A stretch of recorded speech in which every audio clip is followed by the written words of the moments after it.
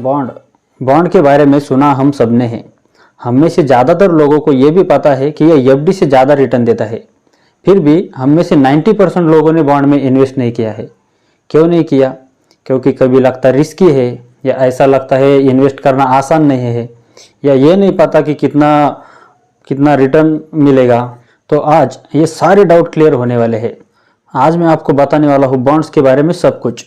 और फिर इस वीडियो के बाद आप ये डेफिनेटली डिसाइड कर पाएंगे कि बॉन्ड में इन्वेस्ट करना चाहिए या नहीं। करना चाहिए तो कितना पैसा लगाना चाहिए, कितना रिटर्न एक्सपेक्ट करना चाहिए और कितना रिस्क लेना चाहिए। नमस्कार दोस्तों, मैं हूँ गजानन पवार। स्वागत करता हूँ आपके इस यूट्यूब चैनल स्टॉक मैनिया में। तो ये बॉन्ड्स होते क्या है? अब बेसिकली मान लीजिए कंपनी को पैसे चाहिए, तो कंपनी क्या कर सकती है? एक तो कंपनी बैंक से लोन ले सकती है, या फिर वो अपने शेयर्स इशू कर सकती है। शेयर्स वो नहीं इशू कराना चाहती, वो कंपनी में अपनी हिस्सेदारी नहीं घटाना चाहती। और अगर वो बैंक से लोन लेगी तो बैंक उसे 11, 12, 13% पे लोन देगा। तो कंपनी बैंक से लोन ना लेकर सीधे पब्लिक से पैसे ले सकती है। कंपनी लोगों को क्या बोलती है, आपको एफडी में 8, 9, 10% रिटर्न मिलता है, तो आप एफडी में अपनी सेविंग्स मत डालो, आप मेरे बॉन्ड को ले लो। यानी अगर कंपनी पब्लिक से पैसा ब्याज पे ले रही है तो उसे बॉन्ड बोलेंगे। कंपनी का कहना यह है, आप जो पैसा बैंक को दे रहे हो वो मुझे दे दो, मैं आपको 10% तक रिटर्न दूंगा। तो आपको बैंक से ज़्यादा रिटर्न मिल रहा है, और कंपनी को जो 12% पर मिल रहा था वो उसे 10% पे पड़ रहा है। अब बैंक क्या करती है, पब्लिक से पैसा लेती है 5-6% पर, और कंपनी को वही पैसा वो 9, 10 या 12% पे देती है। 20 का 4% वो बैंक कमा लेती है। तो कंपनी और आपने क्या डिसाइड किया कि बैंक को बीच में लाते ही नहीं, बैंक को छोड़ो, 2% आप ज़्यादा कमा लो, 2% मुझे ज़्यादा दे दो, बैंक को बीच में लाते ही नहीं। ये होता है बॉन्ड का कंसेप्ट।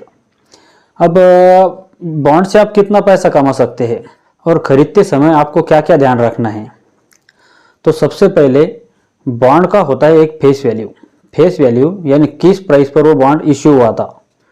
जब कंपनी आपको पहली बार बॉन्ड दे रही है तो उसे बोलेंगे प्राइमरी इश्यू, और वो इश्यू होता है फेस वैल्यू पे। तो मैं आपसे 1000 रुपये ले रहा हूँ तो आपको ये बॉन्ड दे रहा हूँ। अब उसके बाद होता है कूपन रेट। उस 1000 रुपये पर कंपनी आपको कितना % रिटर्न देगी, कूपन रेट होता है। ये फेस वैल्यू का हमेशा % रेट होता है।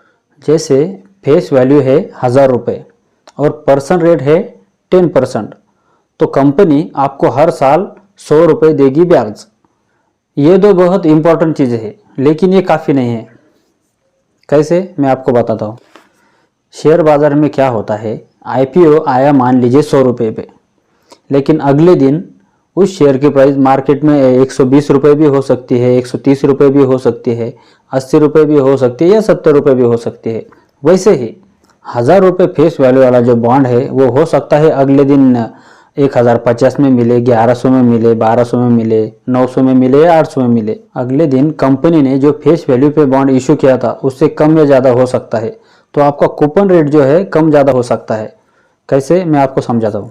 मान लीजिए ऑरो फार्मा आज एक बॉन्ड इशू करती है जिसका कूपन रेट है 10%, यानी जो इस बॉन्ड को खरीदेगा उसे 10% इंटरेस्ट मिलेगा अगले 4 सालों तक। अगले साल ऑरो फार्मा फिर बॉन्ड इशू करती है, लेकिन अगले साल एफडी के दाम गिर गए, इंटरेस्ट रेट गिर गए, तो फिर ऑरो फार्मा कूपन रेट लेकर आई 8%। तो फिर आपको इस साल निराशा हुई कि मैं अगर पिछले साल के वाले बॉन्ड खरीदता तो मुझे इंटरेस्ट मिलता 10%, अब अगर मैं खरीदूंगा तो मुझे इंटरेस्ट मिलेगा 8%। तो अगर कोई पिछले साल वाला बॉन्ड अगर कोई बेच रहा होगा तो उसे खरीद लेता हो, तो मुझे अगले 4 सालों तक या 5 सालों तक 10% इंटरेस्ट मिलता रहेगा। यानी पिछले साल वाले बॉन्ड की डिमांड बढ़ गई। डिमांड बढ़ गई तो क्या होता है, प्राइस ऊपर जाता है। तो फिर 1000 रुपये प्राइस वाला बॉन्ड हो सकता है 1050 में मिले, 1100 में मिले या 1200 में मिले, लेकिन कंपनी का कूपन रेट वही रहेगा।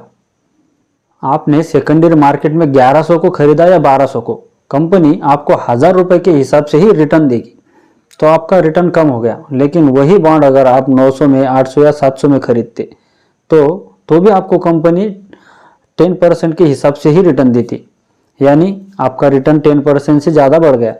लेकिन जिस बॉन्ड की प्राइस 1000 रुपये है वह 800 या 700 में कैसे मिलेगा?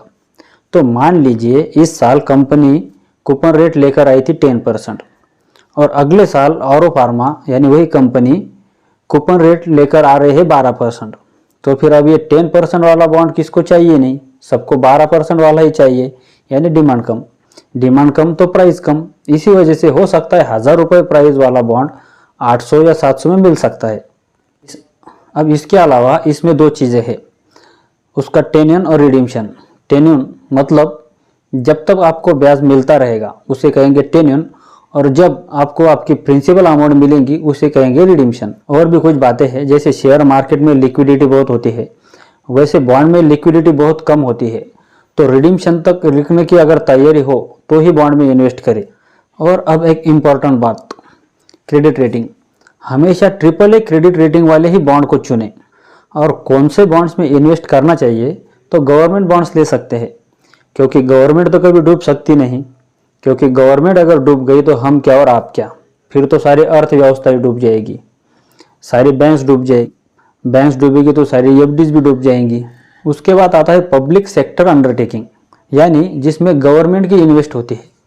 और तीसरी बहुत अच्छी जानी मानी कंपनियां, जिनसे हम बहुत कम उम्मीद करती है कि डूबेगी, या ना के बराबर उम्मीद करती है कि डूबेगी, जैसे टाटा, टीवीएस, एमआरएफ और ऐसी और भी जानी मानी कंपनियां। ये 3 मेजर कैटेगरीज है जिनके बॉन्ड सेफ माने जाते हैं। अब सबसे बेसिक क्वेश्चन, क्या बॉन्ड खरीदना आसान है? बिल्कुल आसान है। एक वेबसाइट है जो मुझे पता है, thefixedIncome.com। आपके बॉन्ड्स शेयर्स की तरह आपके डीमैट अकाउंट में ही स्टोर हो जाएंगे। आपका अकाउंट चाहे कहीं भी खुला हो, जीरोधा के थ्रू खुला हो या अपस्टॉक के जरिए खुला हो, आपको आपका DPID देना है, डिपॉजिटरी। आपके बॉन्ड्स आपके डीमैट अकाउंट में स्टोर हो जाएंगे। कल को अगर thefixedincome.com है या नहीं है, आपके बॉन्ड्स तो सेफ है। अगर आपको वीडियो पसंद आया हो तो लाइक ज़रूर कर दीजिएगा। और बॉन्ड्स के बारे में ज़्यादातर लोगों को पता नहीं होता, तो अपने दोस्तों के साथ शेयर ज़रूर कर दीजिएगा। और आपने अगर चैनल को अब तक सब्सक्राइब नहीं किया है तो चैनल को सब्सक्राइब ज़रूर कर दीजिएगा। साथ ही बेल आइकन को दबाना मत भूलिएगा। मैं लाता रहूँगा और भी इंटरेस्टिंग वीडियोज़। तब तक के लिए इजाज़त दीजिएगा। This is Gajanan Pawar signing off. Bye bye.